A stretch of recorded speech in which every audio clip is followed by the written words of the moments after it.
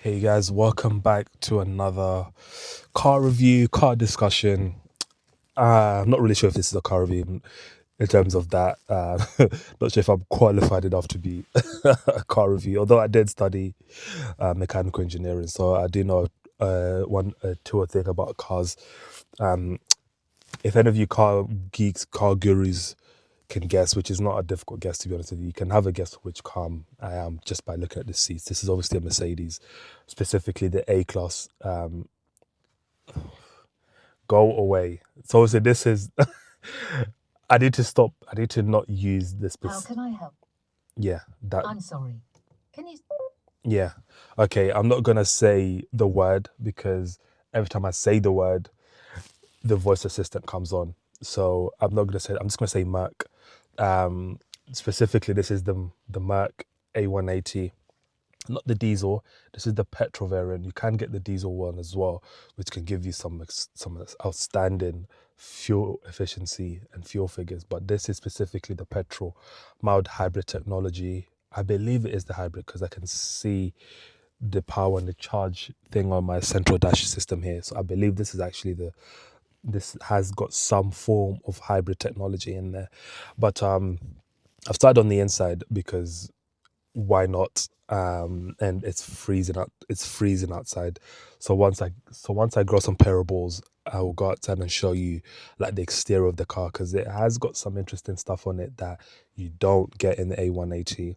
This is the A180 Premium Plus, so it's like the top spec of the A class, which is a bit unnecessary because if you're looking at something like that, you're probably looking at a price figure ballpark around 40, 45, brand new by the fresh from the factory. Used, however, depends your how far you want to go in terms of the mileage. If you're looking at, let's say, 10,000 miles, 10, 15,000 miles, you can probably get something like this for around the 2025 mark. Maybe not specifically the Premium Plus, but close close enough to one that you can think, okay, you know what, I don't mind spending that kind of bread. But so obviously this, if you're looking at this, you're looking at the 1 Series, the A3, the Golf.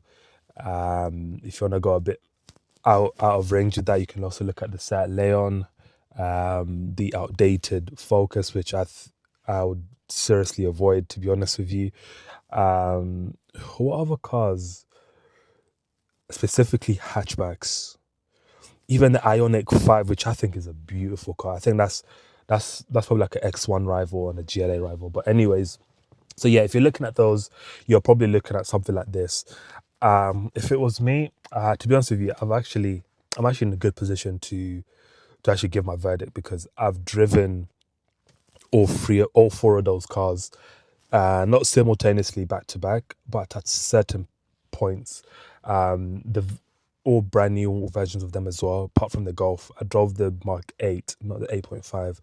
But if I was to pick, it was originally the 1 Series. I'm a bit of a BMW fanboy here, I'm not gonna lie.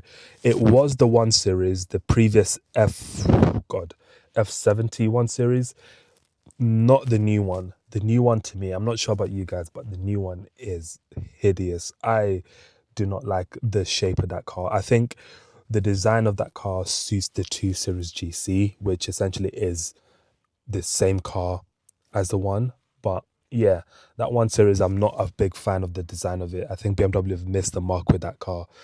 But yeah, so if it was to me, if I was picking up, I was shopping around this kind of classic car, I would probably say the A3. I think the A3 is a good looking car. It's a very good looking car. It drives very similar to this. I just think the engine is a bit sluggish. I think it starts with the 30 TSI, and then if you want to get a bit decent, you got the 35, and then I'm not sure what happens after that. But yeah, definitely the A3 is the one I would pick. I wouldn't pick the A class. I think it's I'm not gonna say what I need to say on that aspect. Just not a big fan of it, but I kind of appreciate this car. And it's obviously going to be a balanced overview of what this car is and what it can actually do as well. Obviously, before we get into that, obviously rumors suggest that this will probably be the final version of this A class as we know it.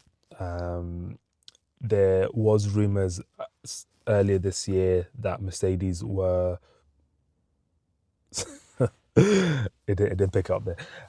There was rumors that Merc were going to discontinue this car because obviously they've got the A class comes in so many different versions. Like I said before, it doesn't really make sense. I don't understand what value an A saloon and a CLA has in the same market.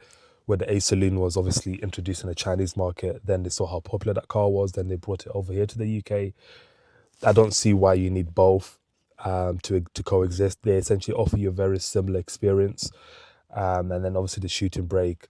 So Mercedes have kind of looked at it and said, okay, we need to kind of start looking at cutting costs here. Not cutting costs, but we need to start downsizing our model lineup because it's starting to look a bit Toyota-ish, kind of offering everything and anything.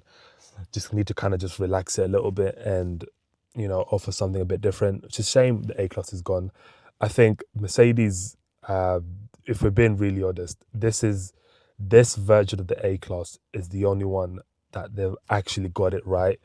The one previously to this was horrendous. I don't care what anyone said. The only thing good about that car was the exterior. The way it drove, the inside, completely, honestly, not the choice I would have definitely picked.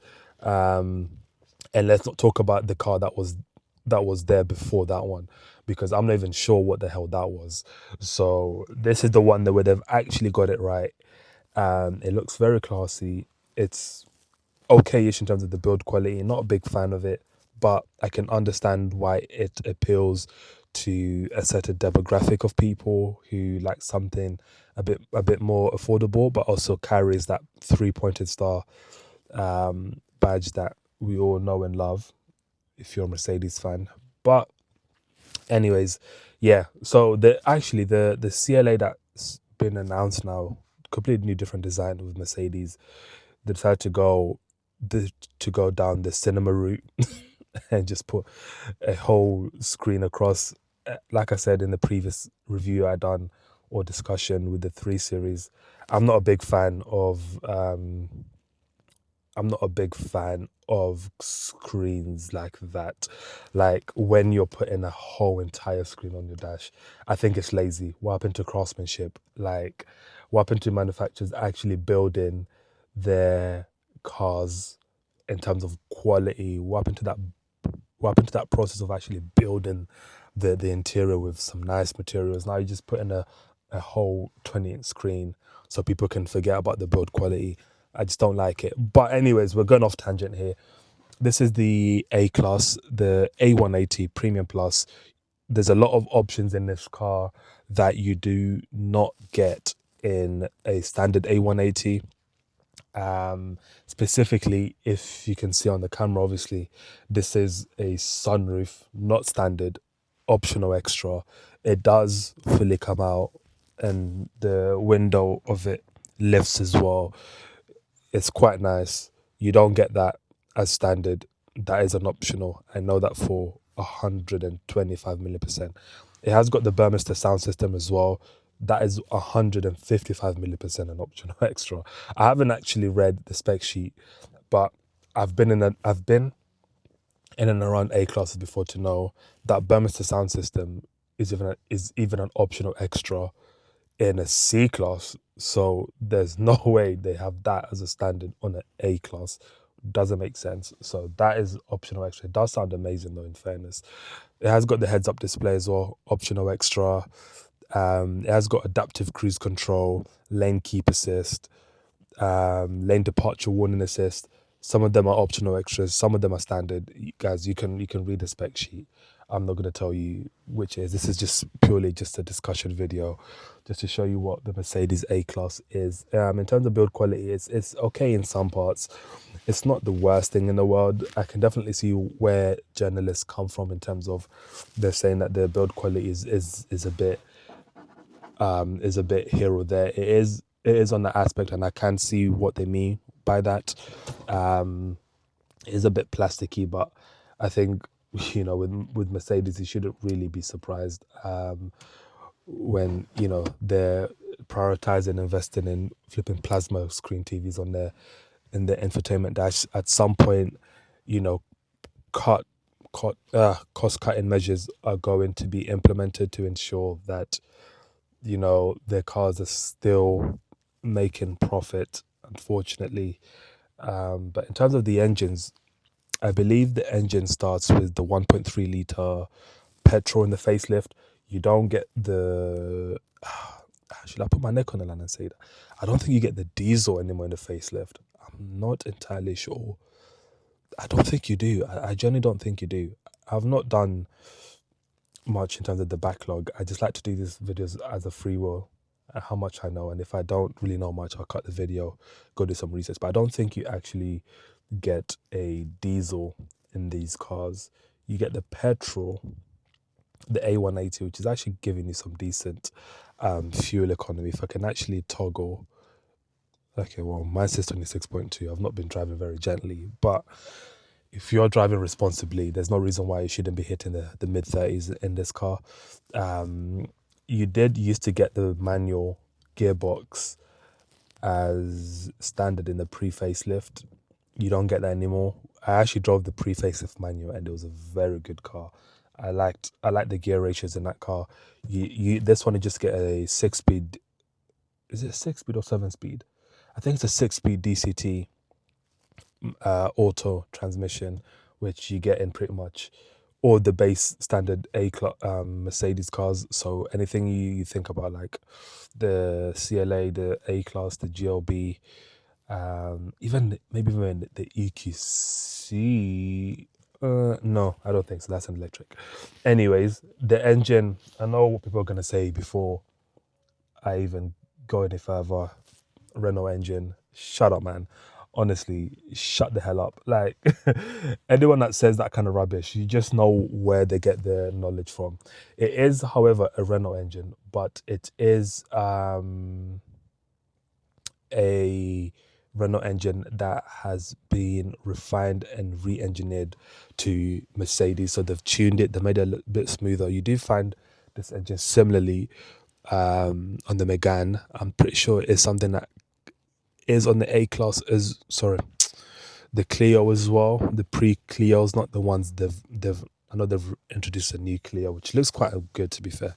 But the ones before, I think so. But yeah, it's a similar engine, just retuned. Mercedes have kind of I need to watch my mouth here because it's gonna come on again. But they have introduced that engine in there, but it's still an okayish engine. I'm gonna obviously talk to you about how the engine performs and stuff like that.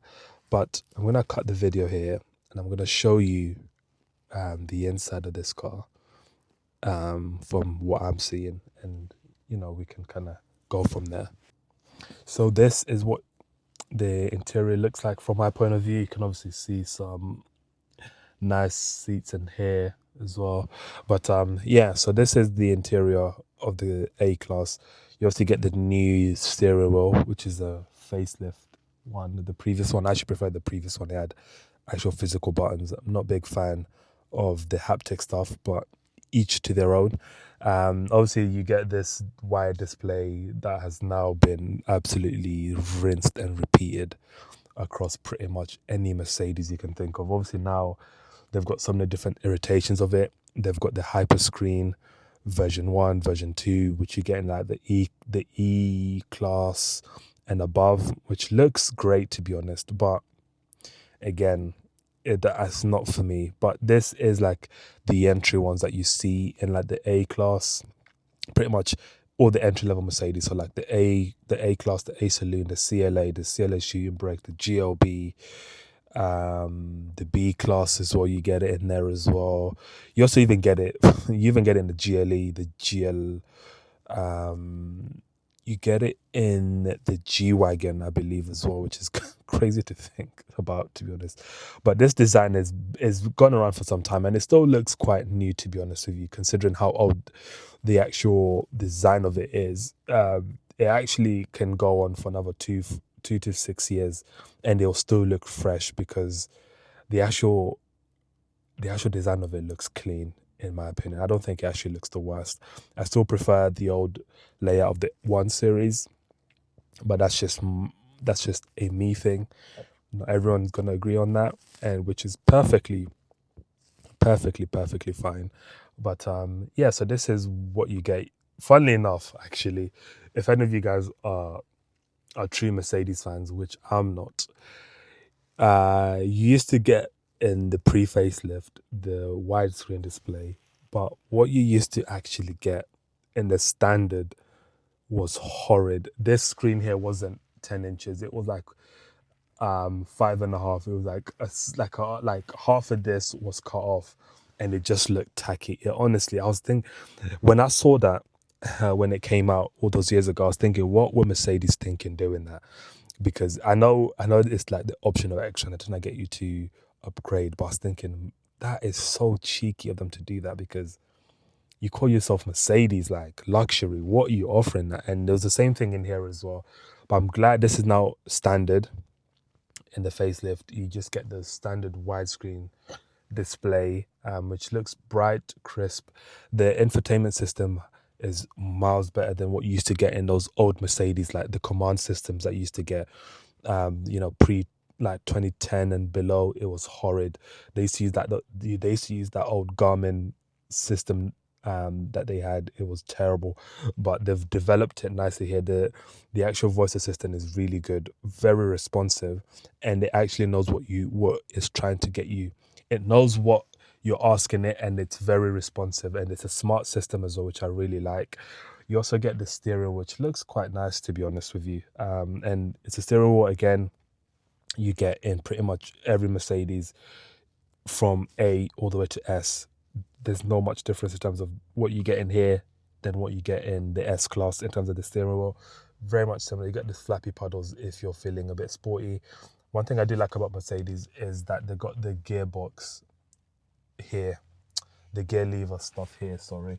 And it actually is a much better formation to put it instead of here, because when you're reversing and trying to get off, it's a much more ergonomic way of having it. And a lot of manufacturers should really be having it here, if we're being honest. One thing they also do have here, which is an optional extra, is these seat functions there. You get memory seats. This is an optional extra. They're really good. You can set them from 1, 2, 3. You press M1 to set it to S1, and then M to whichever one. The heated seats, the ambient lighting. They again, Merc. I'm gonna be careful. Started this whole trend with the ambient lighting here. Looks a bit nice, but there is versions of this car where it does look like a girl's bedroom in terms of the ambient lighting, and it just looks a bit too much for my liking. I like the subtleness you get in like the Audis and the BMWs, but this doesn't look the worst in here. You can obviously see my 26.2 mpg. Mind you guys, I've not been thrashing it. It should be better once I've had the car for a bit longer. So yeah, instead of here, you obviously just get this little mat here, which can be removed and cleaned, I suppose. You also get the different sport variations here. So you get dynamic. Actually, if I click it, would it come up here? I need to switch on. Yeah, so you can see you get the different versions here: comfort, eco, sport, individual. I'm not sure entirely what that individual does. It has also got the camera system, and it's got the full surround. Again, that's definitely optional extra. You don't get that in the standard. Mercedes, once you get in something like this and you get into that standard 180, you're thinking, mate, it makes you think like you've got a lot. You can see how good my parking is there. But yeah, you got some, obviously the systems there. That should all go off, by the way. It should all go off. You get some nice controls here as well, which aren't actually that bad. Yeah, it's not, I mean, it's wiggling a little bit.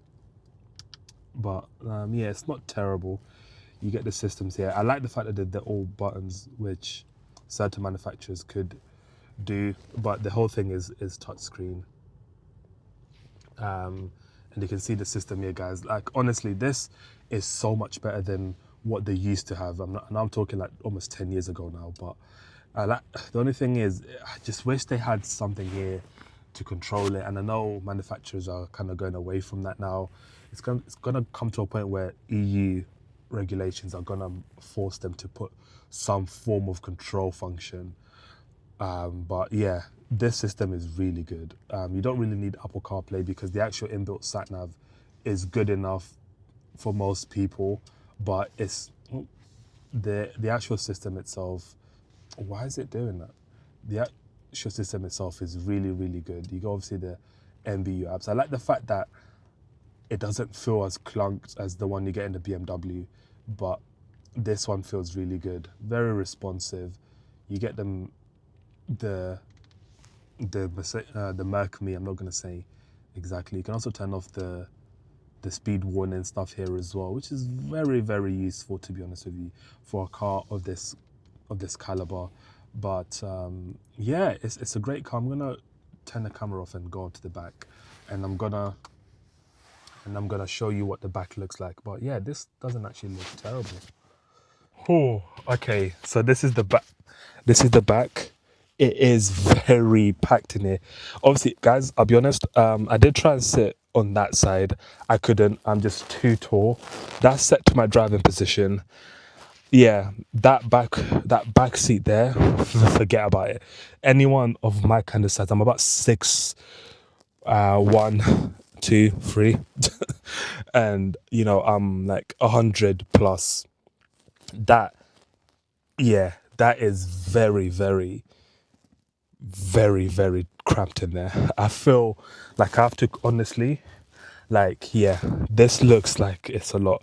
Obviously, this is not set to the position of my friend, so once she actually sets to her position, this should not be too bad for anyone my size on this side, but on that side, yeah. And I think the CLA is similar. The only difference with the CLA is at the roof. And also the good thing about this car is obviously it feels cramped in here and the headroom is a bit tight.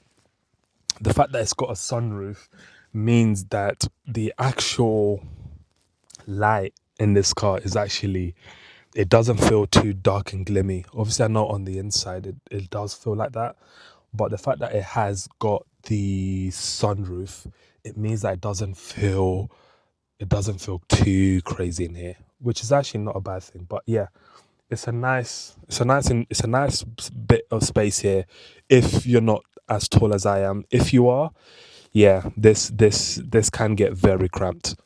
But yeah, I'm gonna show you the outside. I'm gonna talk about on the outside as well. But yeah. Okay, so this is the outside. It hasn't got soft close, unfortunately. But yeah, let's talk about the boot first. Um, the boot is actually very practical. You can see it's very wide open. This is the good thing about hatchbacks. Very practical boot opening. So you get a lot of space. It has got the folded stuff, folded wrist seats. I believe guys, you watch some review which will tell you how to operate that. But this isn't actually terrible. It's the A180, like I said. Obviously got the rear lights, which are the upgrade to what you usually get in the pre-facelift. So it actually does look slightly better. And also, it's got the upgraded AMG twin spoke wheels design. This is also optional extra. I know you can get the what was I gonna say? I know you can get like the silver ones, which are actually the upgraded ones as well, which I actually think are the better ones, if you ask me. I'm not sure where my other thing is, but yeah. In terms of the actual light design, it's obviously the brand new light design that you get in the A class, and it actually looks quite nice. You can see the little tiny pixels in the lights as well, which give it that little bit of a premium look. And the haunches as well are very wide, very aggressive, and it sits very low to the ground. Obviously Mercedes traditionally they got slaughtered for having the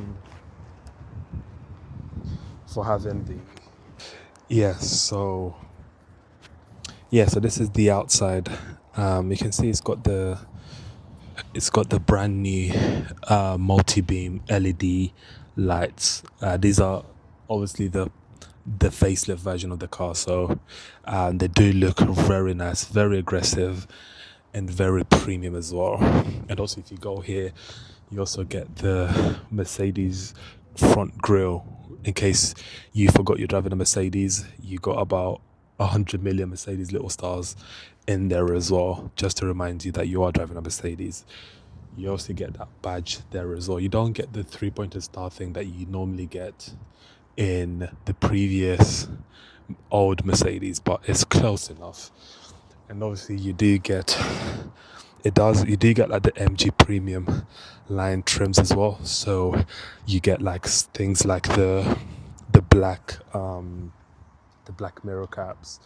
You get the black twin spoke um wheels design as well, which looks really nice, very aggressive. You also get um, the tinted mirrors at the back as well. It does look very nice. I do see you can get the silver wheels as well with these, which I think actually look better.